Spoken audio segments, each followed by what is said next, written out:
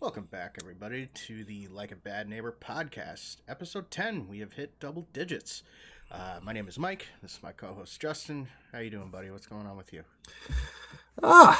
Life's good. Dealing with a little power outages, some heavy rain last night. Yeah. Jets tanking. Yeah. I got a little nervous last night because I went food shopping last night. I'm like, oh, great. Is all my food going to go bad? But luckily for me, the power was only out for like 3 hours, so we're good. But Yeah. No, yeah, for me it was only about maybe like an hour and a half, but it was like overnight. yeah. So you could have slept right through it, like possibly. You look out your window and you're used to seeing all like the street lights on, and like it's not like when you look outside and it's like pitch dark. It's kind of scary, But A little bit. yeah. So, anyways, A little bit. You can actually see the stars. It's yeah. crazy, you know? Anyways, we've been kind of on a hiatus. I'm gonna snap out of that. So back to the grind. We are officially on episode 10 now. We are in the midst of the off season with the NFL. We got the WBC going on, spring training. The Knicks. I mean, NBA basketball is kind of interesting right now. A lot of people are complaining about the quality of the game, especially with the 83-point performance on Bam Adebayo. I don't know if we should talk about that, but a lot of people have their opinions on that. So. Yeah, this is kind of a weird time of the year for sports.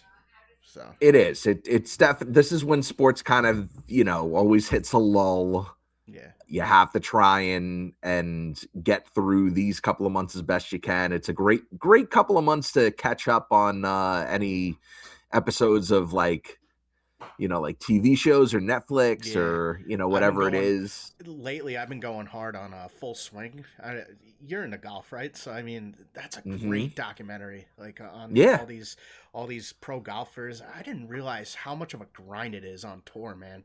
You really Hmm. gotta like place in these tournaments in order to make money, bro. Like if you're not placing like 50, like the top 50, you're not making your money back for travel.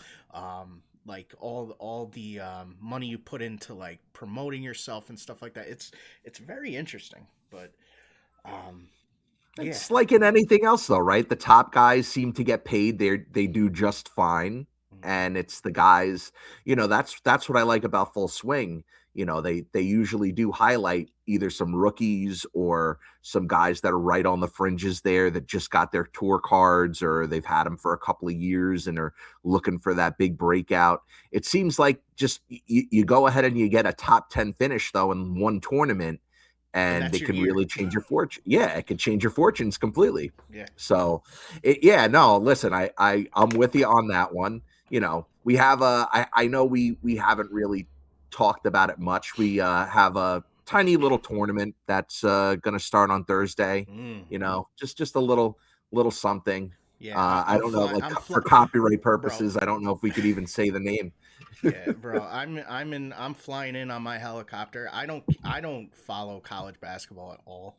But once like March Madness hits, like I'm all into it. Like I do my brackets, I follow my teams. Like you just buckle in. And you go on for the ride, and see where it takes you.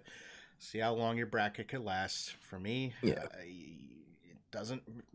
I've only won one pool in my entire life, and I've been doing like bracket pool tournaments like my whole life with people I've met through past jobs and stuff like that. I've only won once, and that was when Baylor took it all on the 20. I think it was the 21 season. Yeah, 21 or 22.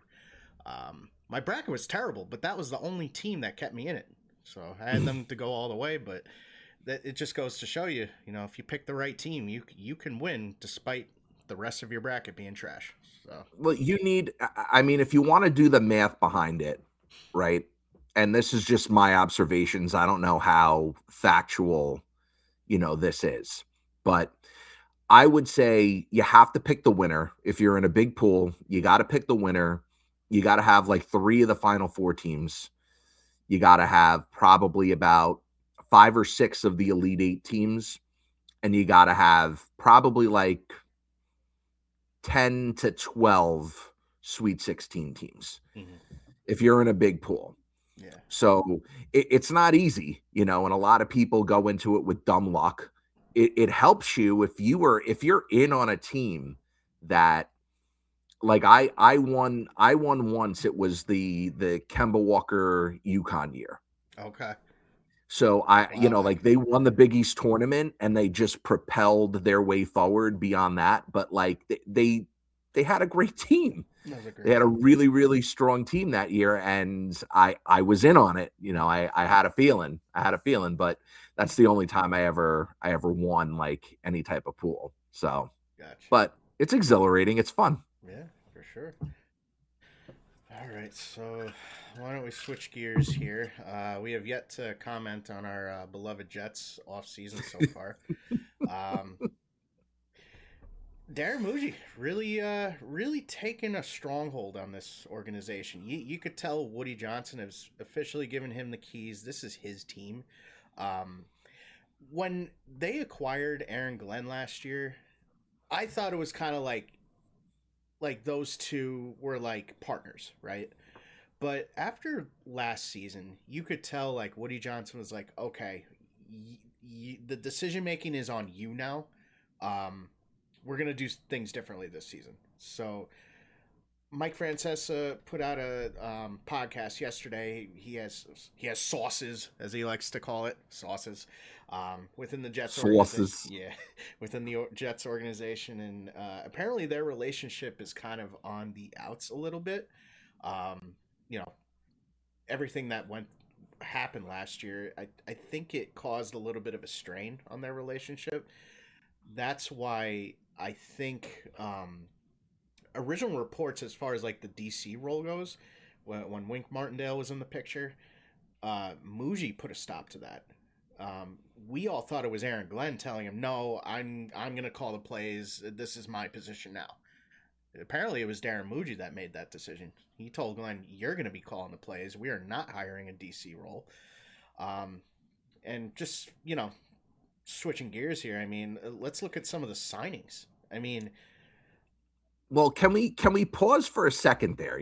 I want to touch on that for a second, because it's weird, right? When last year, when Glenn was brought in, like, I know it seemed like at first Woody went back to that whole, the GM and the head coach report to me, right. and I take everything on an equal, playing field, but it's a collaborative effort.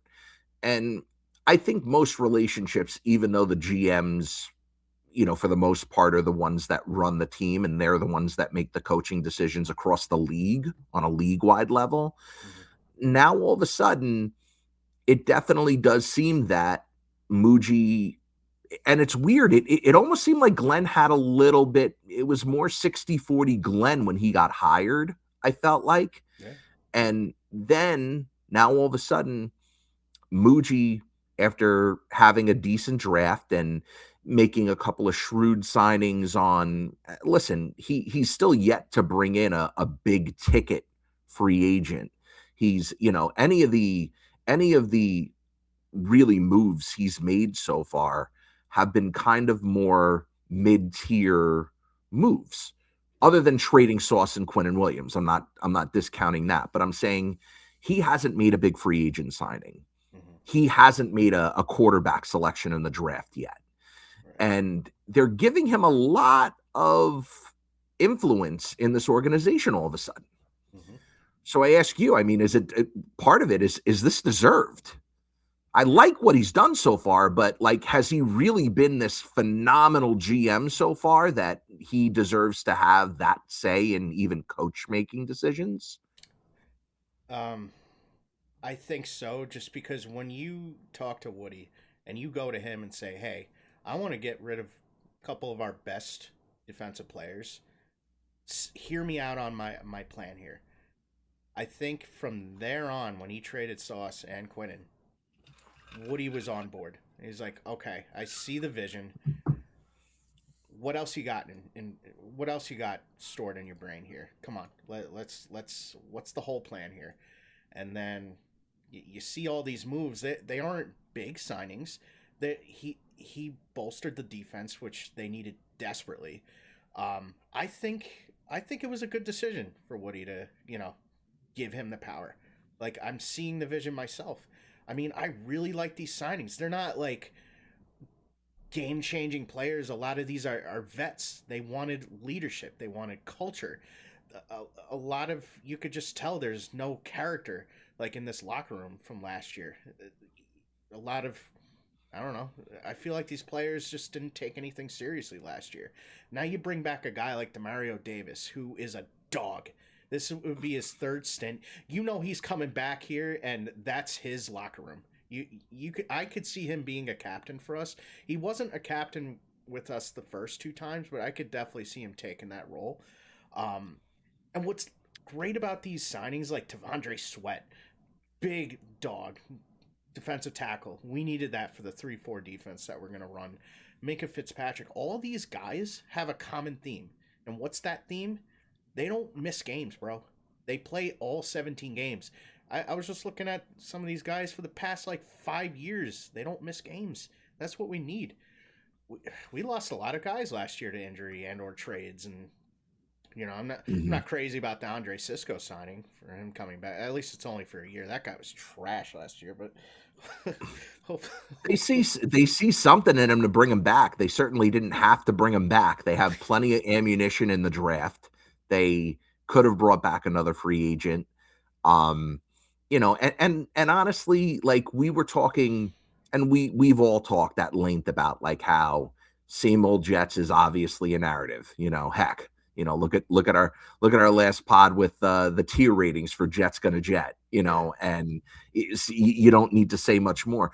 But I really do think that when it comes down to football and X's and O's with this team, I think you're right. I think they had an attitude problem. I think that they needed to find some leadership. When you saw that they signed Demario Davis, you see Saints fans say, "Oh, that was the heart and soul of our defense, man. I can't believe we let him walk out of the building. I don't care that he's an older guy."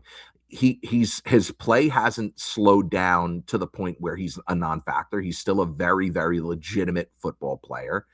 And like you said, he's got leadership. Fitzpatrick, I don't know if they're going to line him up in the nickel like he thought, at the press conference, or they're going to make him play more of a traditional safety role.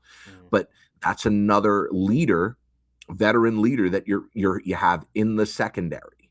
Yeah. So you're right. I do like what they did in a lot of ways. I think Mougey, I like the moves Mougey has made, and I think he's bought himself some more time.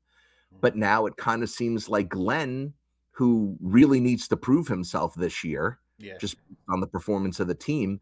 I think that's what might be causing a little bit of the rift, because I think Mougey at least has until he selects a young quarterback to be the future and either get it right or whiff on that. That's really going to determine his fate.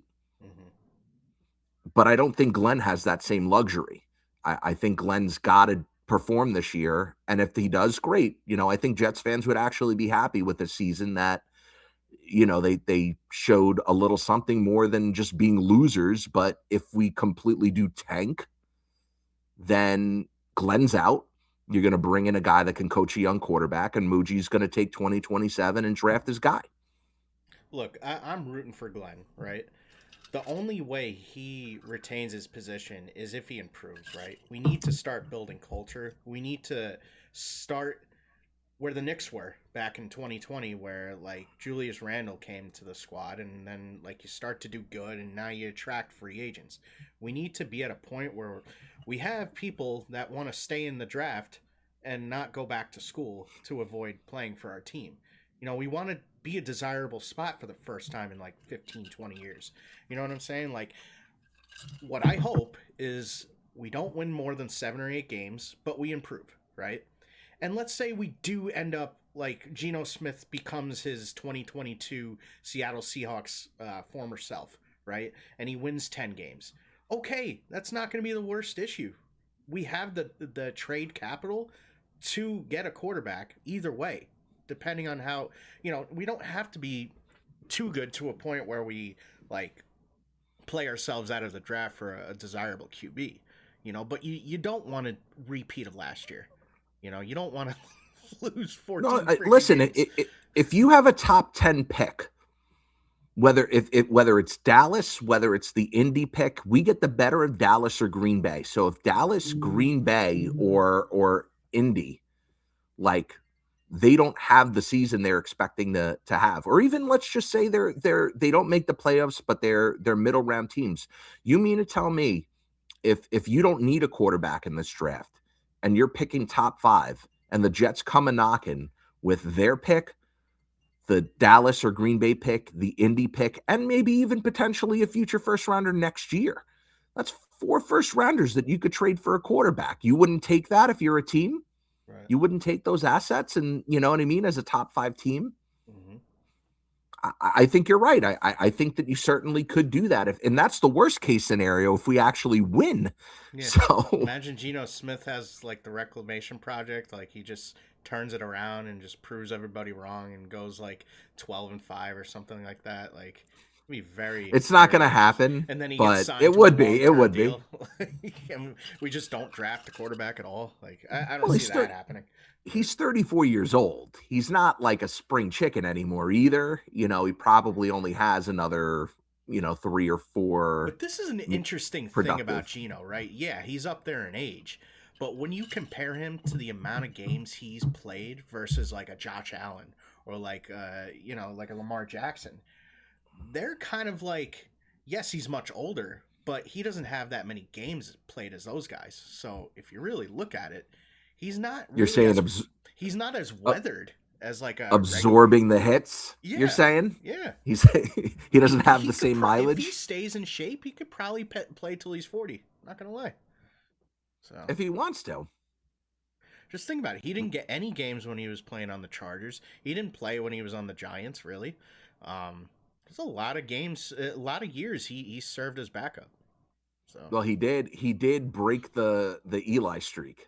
He'll forever be known, a Giants fan, as the guy that broke the Eli streak. Yeah, that's right. Shout out Ben McAdoo.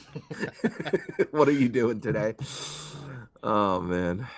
But yeah, now listen, I'm cautiously optimistic about the Jets this year. Yeah. But it's kind of weird. It's kind of weird if they win a few games more than they did last year. I'll kind of be happy. If they are around the same or lose more games than they did last year, I'll also probably be okay with that, knowing we're going to be, picking very, very high in the draft.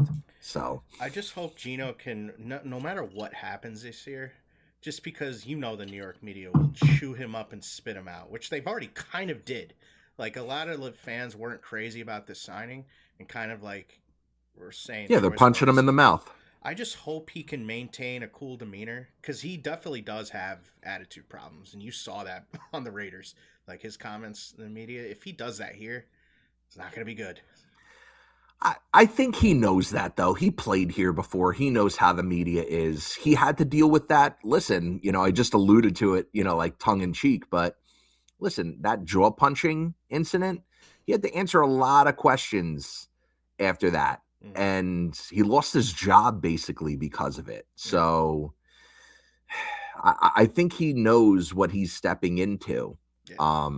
And the fact that he was willing to do it, because I'm sure if he really put his foot down and said, like, you're not trading me there, I don't want to go there. I think that there would have been a different, I'm not going to restructure my contract at all. They're going to have to eat every penny of it or whatever. He could have made things a little bit more difficult. Yeah, for sure. But it's not a risky move on the Jets' part. They're only paying just above the vet minimum of like $3 million. The Raiders are eating a lot of that contract. So if it doesn't work out, which it probably won't, whatever. Who cares? So I know. Look, I think the number 2 pick is definitely Reese. You hear after that now. I've heard rumors that Ty Simpson might be the pick. So maybe there's your quarterback, that your young quarterback that you're looking to, mentor. I don't necessarily know that is what's going to happen. I think they're better off going wide receiver there. So I do agree with you. Offensively, I mean, when you really think about it, though, Mhm. you got Hall in at running back. You have your quarterback in Geno for the time being. You got your bridge. You got Garrett Wilson, who I think is a legit number one. Mhm. You're gonna give Mason Taylor another season or two to try and figure things out at tight end. So, and you got a good line. So really, outside of wide receiver too, I think that's really all you need to invest on that side of the ball for now. Mhm. Maybe another interior offensive Yeah, I lineman. was about to say and maybe O line, just because we did lose AVT and John Simpson, so might need another guy or two. But But that's about it. That's mhm. about it. Yeah. So to me, it's got to be defense, defense, defense. And look, give Glenn some pieces to cook. Hmm. He's already got some nice pieces in free agency. So now here you go. Play calling's your superpower. Let's see what you can do. Yep. Uh, well, the draft is how many days away? We're about a month out, so Hmm. a lot of things can happen from now until then, but we'll see. Yeah. Yeah, you got to bring these guys in, especially some of your top tier guys. But now's the time where teams get to invite some of these prospects into their building. You get a little bit more of an idea of exactly what type of person you're bringing into your locker room. So yeah, Not a lot an of people important part know of the this, process. but like in addition to the combine, right? They have these things called pro days. This is where these guys can stand out and shine. Like maybe like a sleeper pick could stand out and shine. But this is what gets a lot of teams to fall in love with these players that may not pan out, you know, in the NFL. Because a lot of these pro days are designed to have these players like run certain routes and the quarterback knows exactly who he's throwing to and everything is like predetermined and they could look really good during these pro days. But I feel like Zach Wilson. yeah. So so that's why I'm not crazy about these pro days. You always hear of somebody who is like low draft stock finally shoot up the ranks because of these pro days, but I try not to feed into the hype. But yeah. Well, I think you hit on something there. I think the best opportunity for you to test some of these guys out, one is at the combine. But once again, I mean, it's as much as you get your one-on-one time with these players, they kind of have their guard up. I feel like when you bring them into your facility for a private workout, you can control the scenario and the environment completely. It's all on you as the team to present whatever you want. So, yeah, I wonder. It's interesting, right? Like one of the players that I would want, and I think I still do want him, Mikal Lemon, Mm. right? Receiver, right? Supposedly he a receiver for USC. Okay. He supposedly bombed interviews at the combine, like individual team Really? interviews. He bombed them. It like he came off terribly Mhm. to teams at the combine. That's just the rumor. I don't know if it's true or not, but that was the rumor after the combine was over. I wonder if he shows up for a private workout at some of these teams and maybe that's the guy. If you see him get drafted right after Tate, if he's the next receiver off the board after Tate, Mhm. or he drops down even out of the first round, I think that obviously there must be something going on in that background because it's not like he tested poorly Mhm. athletically. Right. So, and there are guys like that every single year, like you said, Yeah. that I have no idea why this guy moved up, or I have no idea why this guy, what are these teams thinking? Mm-hmm. You want to talk some basketball? Sure, why not? Okay. All right. So our Knicks been playing pretty well lately, but they've been annoying a lot of the fan base with a lot of these slow starts. It's been a common theme, especially the past 5 games, where the Knicks are just playing catch up, playing behind, and Mike Brown alluded to it in his post game after the Warriors. In the same press conference, he actually didn't name a defensive player of the game. You know how they do that whole defensive player of the game. They name one. The hard hat, yeah. Yeah. Construction boots, the vest, yeah. He didn't elect one after the Golden State game. I don't remember what the line was for that game, but we should have blew them out. It's incredible how close that game was. We were playing essentially a G League team with everybody out. Steph was out, Draymond out, Porzingis sick, always sick. Um, yeah, it's not good. I mean, yes, we'll take the victory. You know, we needed to win that, especially with the rest of the next 5 games. If we don't go 5-0, I don't know what to say. You got Indiana, you got Indiana tonight, Brooklyn on Friday, Washington on Sunday, Tuesday against the Pelicans, Thursday against Charlotte. I could see the Charlotte game being a trap game because Charlotte's playing very well as of late. But if we don't go 5-0, man, I don't know what to say. And we need to start getting off to better starts. And it all starts with, I think, Mikal. I mean, I don't think these guys are focused or engaged in the beginning, like the first quarter. They're just out there, just running around, not rotating, not moving the ball, creating turnovers, like not being aggressive on defense, especially in the paint. Not only that, we're like the worst in the league as far as like giving up 3 pointers. Um, I don't know. You would think with these guys that they have, like these great defensive players, we have 3 or 4 of them now, that are should be like lockdown specialists. Yeah, We haven't really spoken about it that much, but I mean, Deuce McBride going down's definitely hurt this team. 100%. You're feeling the impact of him, and I don't know if he's going to have enough time to shake off the rust before the playoffs start. They added a few pieces at the trade deadline too, and how he slots into all of this and where the minutes go to him when he is healthy again is definitely something to watch as we're kind of heading down the stretch here. But I think you're right. I think against the better teams in the league, you can't survive a 30 to 12 quarter. Right. Yeah. If these teams come out firing, I'm trying to remember the game specifically, but there was they were playing one of the better teams in the league. I could look back, and like they were like blown out in the first quarter of the game, and it was just bad. It was just really, really bad, and they never were able to recover. They never really, even made it a game. Not the Spurs. It wasn't against the Spurs. I think it was against a West Coast team. I got to look back, but maybe about a week or 2 ago. Maybe like LA or No, it wasn't the LA game. It was who did they lose to? Our good buddies at Detroit. okay. Like we can't beat Detroit. And it's because every single time it seems like we play them, we also lost to Cleveland, I feel like, in the same fashion. We did. Like these teams have been getting out to an early start, and we haven't been able to stop them. We have a cold first half, and it's just impossible to dig our way out of it. Yep.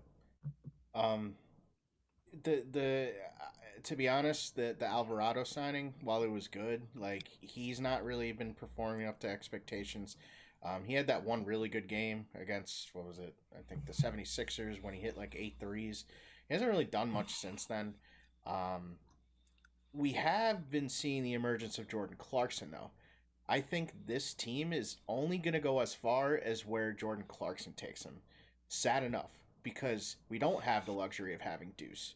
So who is that bench piece that's gonna like keep us in these games? It's gonna be him. And as you know, he fell out of the rotation for a while. But with Mikal's lackluster play, you kind of see Brown moving him in to get more minutes, and he's been solid. And he even said in a post-game interview when he had like 24 points, I think it was, I don't remember which team it was against, but he was saying the way he stays ready is by playing ones against like Alvarado and Sochan, and like they play with intensity in practices, even though they're not getting starter minutes or like 20 plus minutes a game.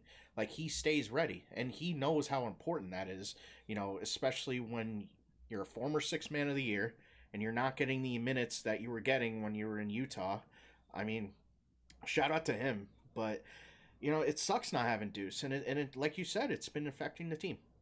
So Well, the one thing that I can say that does feel a little bit different with this team as opposed to maybe some of the teams in years past, while there is always that buzz around the team, there's always rumors, speculating about, whether it's Cat being zesty or, the whole, the whole finger up the, up the whole incident, thumbs or, up.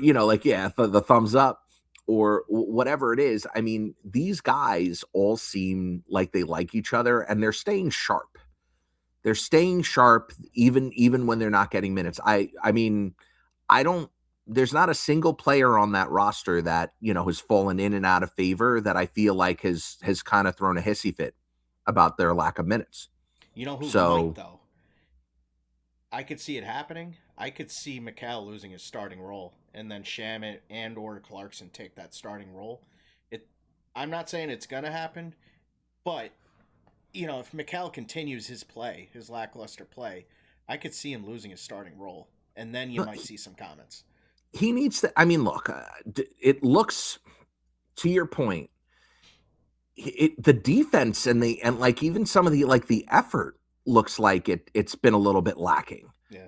And I don't know if that's his offensive struggles spilling over onto the defensive side of the ball, but he's supposed to be like, the reason you trade 4 first round picks for him is because of the motor, because of the dependability, because of that gritty presence that he brings to this team.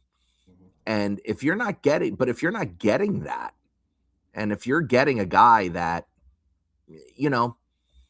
all he can really do on offense right now is he doesn't drive to the basket. We've already kind of touched on that. Drives me nuts. He's not dude. shooting threes. He's not shooting threes at a great clip. He still actually is top echelon in corner threes, though. I will say that. So he hasn't dropped off in that sense. But like you said, he doesn't drive to the basket.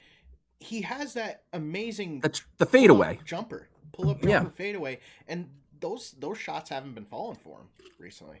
So what do? When you get the ball, and if you're struggling in your pull-up game, drive to the basket, draw a foul, shoot some free throws, get a rhythm under you. He just never does it.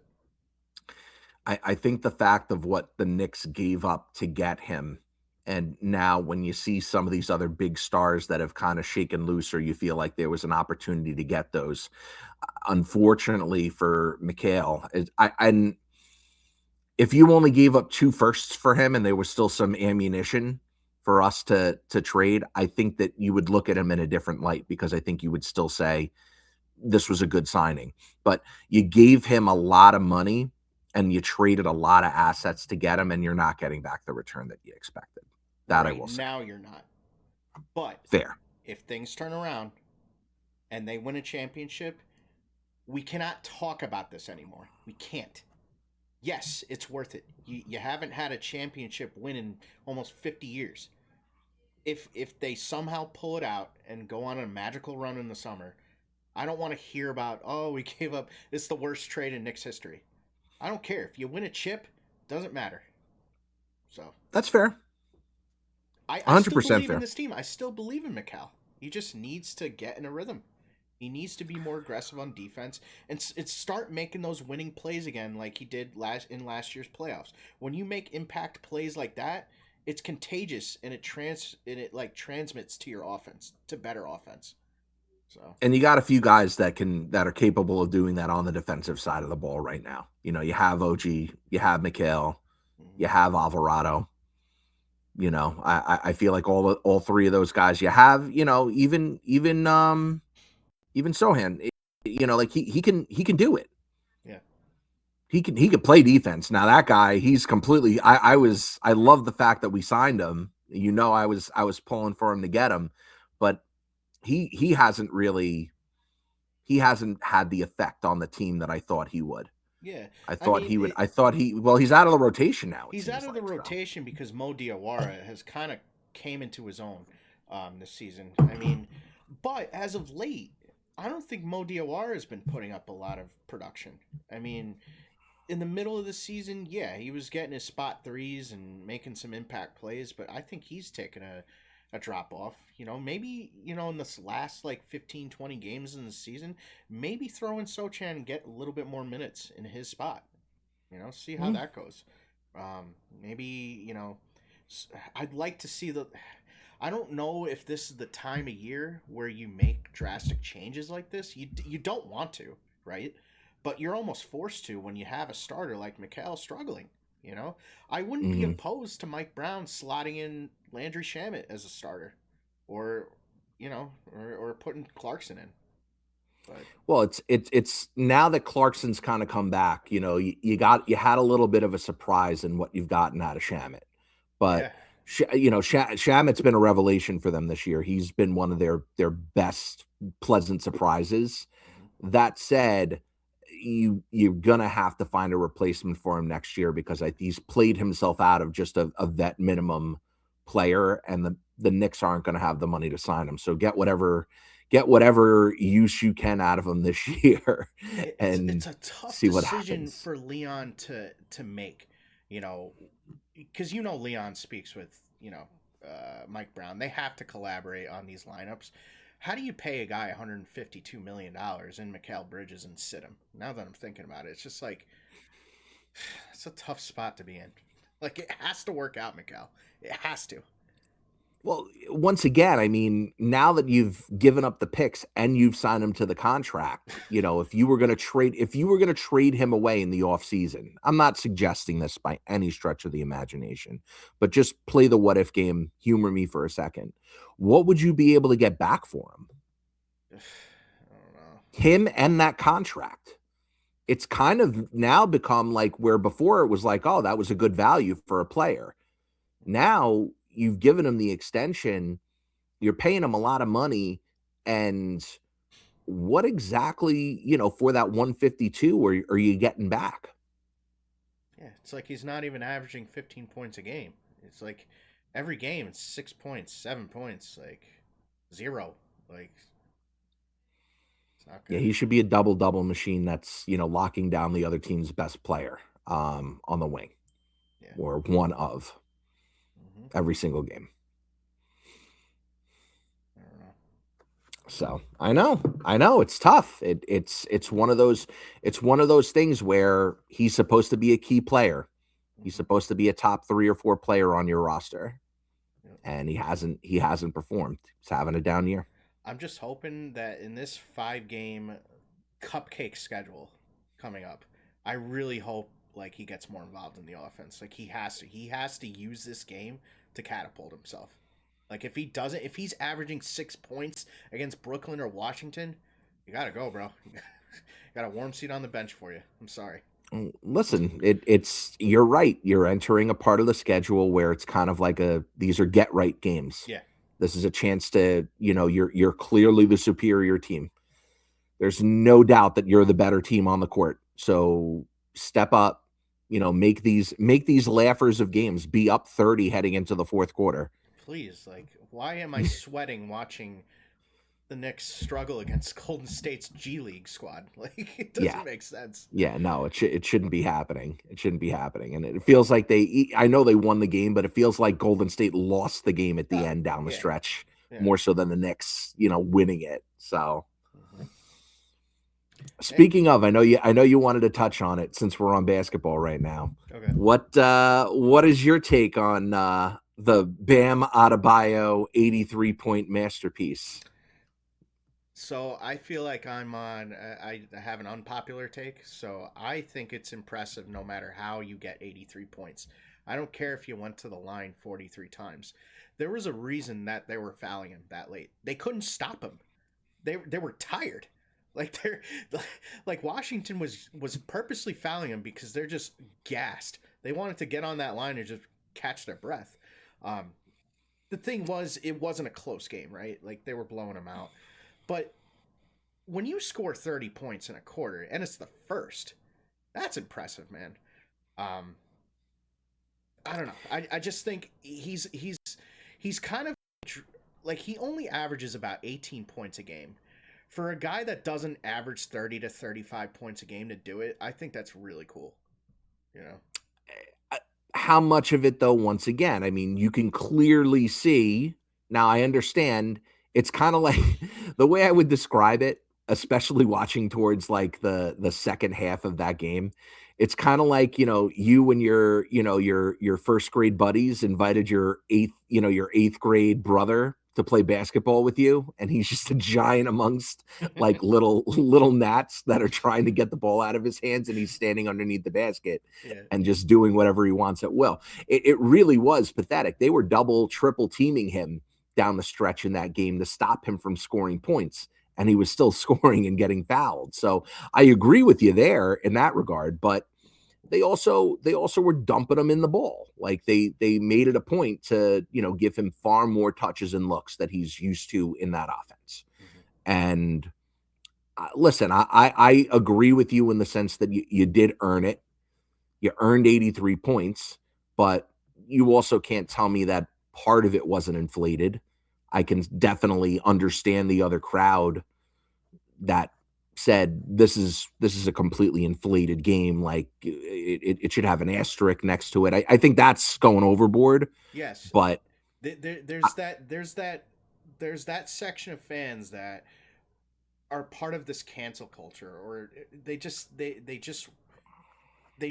find a need to complain about everything. I'm not that type of guy. I'm a fan of the game. If somebody's having a good game, I'm rooting for them. Oh, you scored 30 points. Oh, you're on pace to score 120 in this game. Go out and do it. I don't care how you get it done.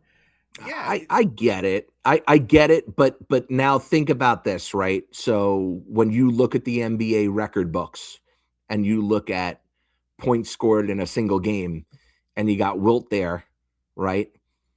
With over, with 100, and then you had Kobe Bryant with 81. Now, Bam Adebayo is the name in between Wilt Chamberlain and Kobe Bryant, and I think that's what kind of pisses people off. Yeah, but there's these casual people that really don't know Bam's story.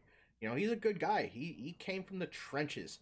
He's a good ambassador for the game. He's a positive guy. He's not like this jerk off like a LaMelo Ball who will just like who doesn't know how to drive and just like creates all like these off the field controversies. The people like catching him on their cell phone cameras like doing some crazy stuff out off the court. This guy is a solid guy. His mom was there to watch the game. That was really cool watching her like tear up on the sidelines. I think he's a good guy for the game.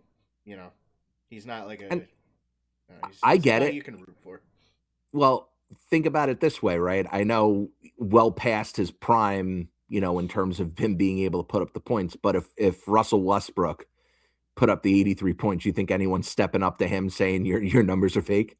No, I mean. If you're a media member, you going to challenge him and bring that to the table with a guy like that?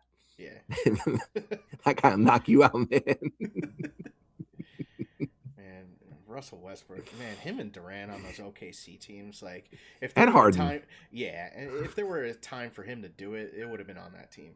I can't believe they broke up that team. It's crazy. Well, they've got redemption in the end after True. all was said and done. So and that if there was one GM that I wish I had ever, it's Lepresti, man. That guy knows what he's doing. Oh, yeah. That guy knows ball. Mm-hmm. The one other thing I would just kind of touch up on, I guess, is I know you haven't. I know we haven't been fine-tooth combing following it, but the WBC, man, it's been pretty entertaining. I know you said that you didn't catch all the games, every single inning. I haven't either, but I think this has been the most exciting tournament they've had for the WBC ever. Mm-hmm. And you had an upset the other night. You had Venezuela beating Japan.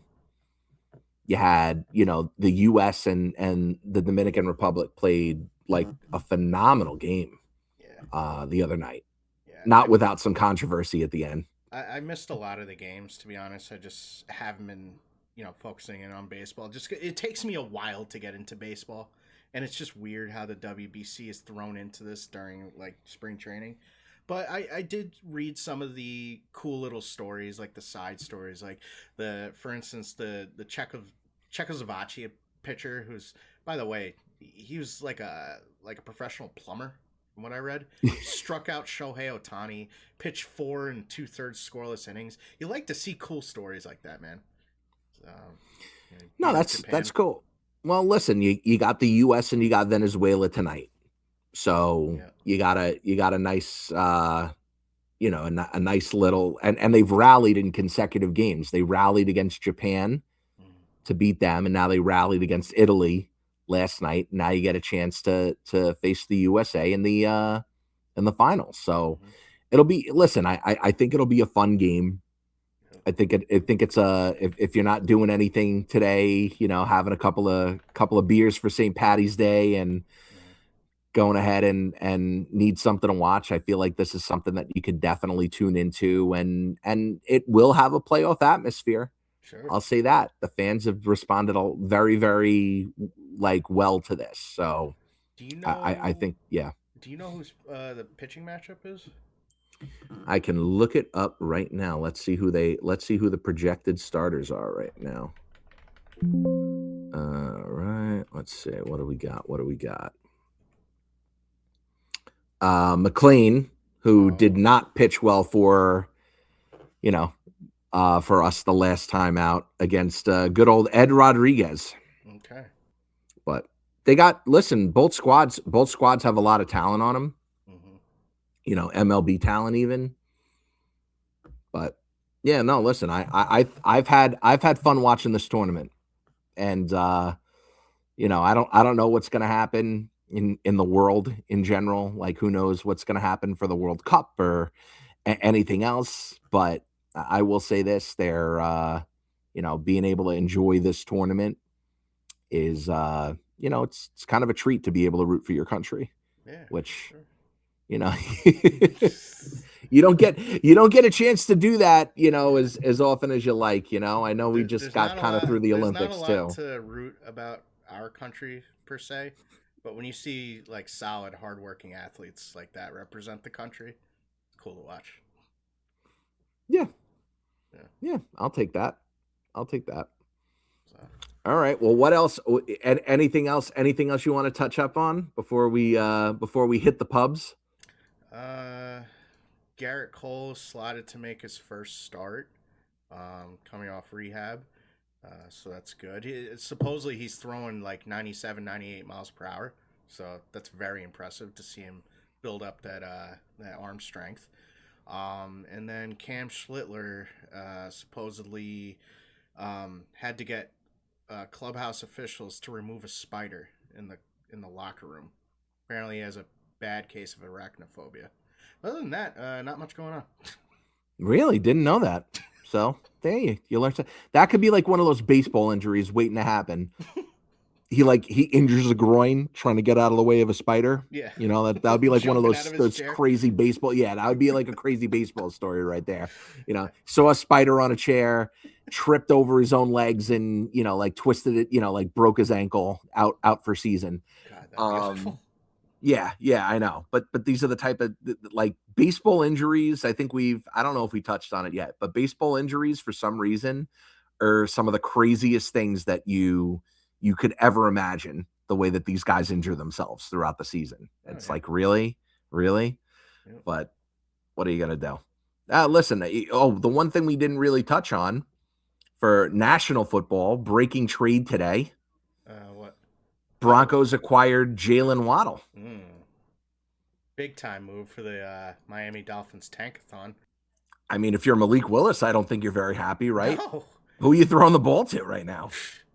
Seriously, who you and apparently, like, I don't know if the rumors are true, but apparently the Jets were looking into Willis also, and Willis was like kind of already told him no. Mm. So yeah, it sounds like I'd much rather be throwing the ball to nobody in Miami, who's looks like they do not want to win any football games, than come to New York and play for the Jets. At least you got some offensive pieces and a Yeah. line.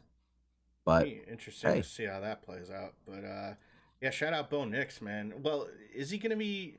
Well, he has that ankle injury. I'm sure he'll be back in time. the start of the season. Yeah, Troy Franklin. So, I mean, him and Franklin were having like a really nice connection. Like Sutton seems like a solid veteran presence in that group, but I really felt like Franklin was kind of the emerging wide receiver in that room. Now you they got Waddle in the mix now, and you had Marvin Mims at wide receiver 3. So to me, I don't know. I feel like if you were Denver coming off a win short of making it to the Super Bowl.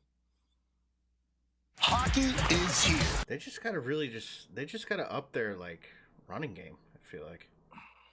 Yeah, that would have been the move for them. I don't think they necessarily needed another offensive piece. And like Waddle seem to be the guy that like has a knack for finding the end zone? Welcome to Jake's 58.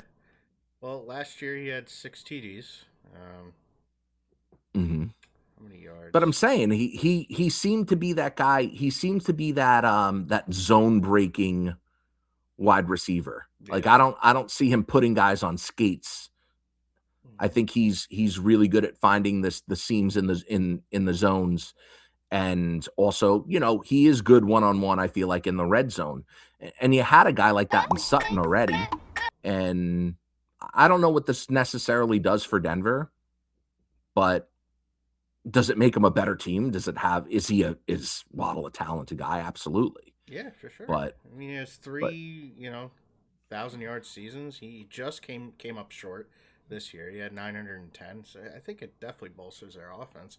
I think they need a better run game, but that's who I would have targeted, a running back. But and now if you're Miami, I'm looking up the depth chart for the wide receivers now after this trade. So okay.